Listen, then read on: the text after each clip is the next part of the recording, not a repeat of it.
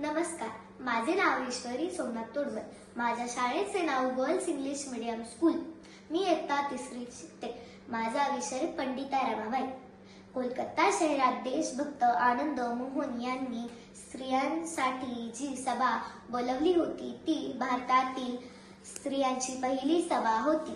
पंडिता रमाबाईंना त्यावेळी बंगाली भाषा येत नव्हती, म्हणून त्यांनी मायबोलीसारखा सराव असलेल्या संस्कृत भाषेतून भाषण केले.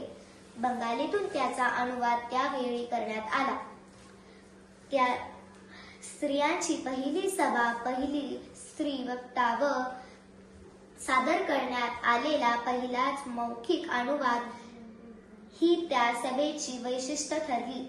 स्त्रीला शिक्षणापासून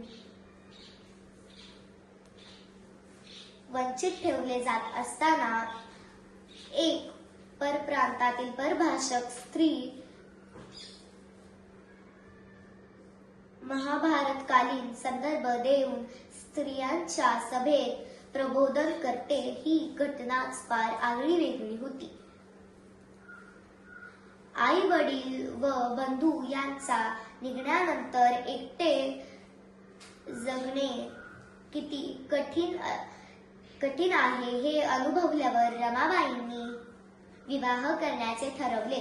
अतिशय विद्वान वकील म्हणून ख्याती असलेल्या बिपिन बिहारी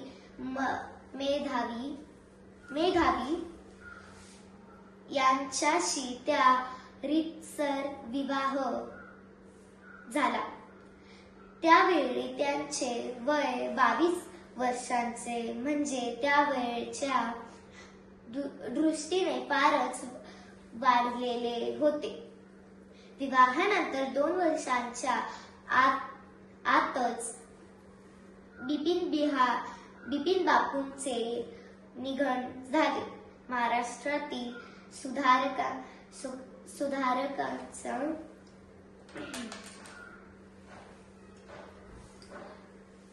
विनंतीवरून रमाबाई आपल्या तान्ह्या मुलीला घेऊन पुण्यात आल्या.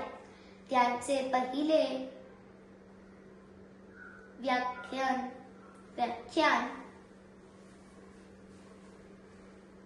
न्यायवृत्ती रांडे यांच्या घरी झाले. तिथेच प्रत्येक आठवड्यात एका घरी त्यांचे व्याख्यान व्हावे असे ठरले.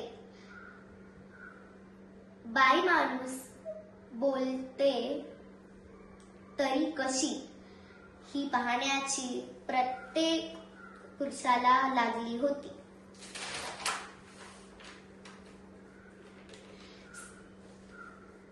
स्त्रियांनी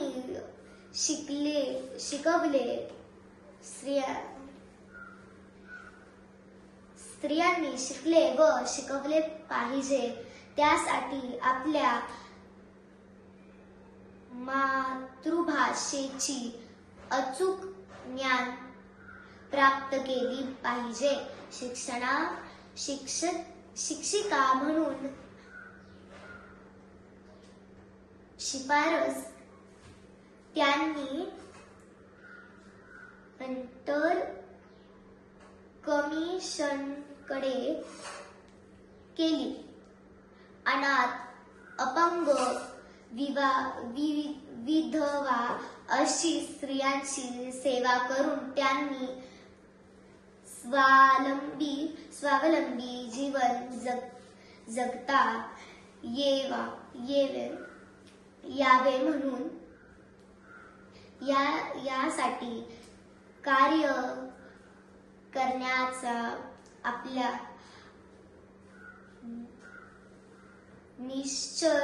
निश्चय रमाबाईंनी पुणे, मुंबई, अहमदाबाद इथल्या पुढ्यांना व धनवनांना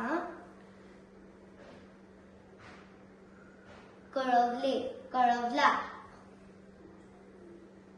पण अशी कार्याची समाजाला काही गरज आहे हा विचार काहींना पटला नाही. एका उदार गृहाच्या 10,000 रुपये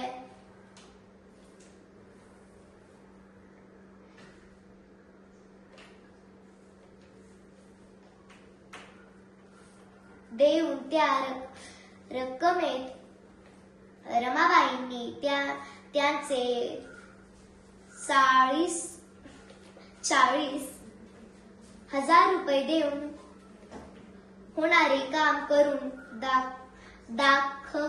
दाखवावे अशी अट घातली. मला भारतातील सर्व स्त्रिया सारख्याच आहेत. जेठपर्यंत माझ्या शिरोरात स्त्री जातीचे कल्याण व सुधारणा करण्याच्या कामापासून मी परादमुख होणार नाही. स्त्री जातीचे सुधारण करण्याचे व्रत मी धारण केले आहे. रमाबाईंच्या ह्या उदाहरणावरून त्यांनी ऐकूनच स्त्री जातीविषयी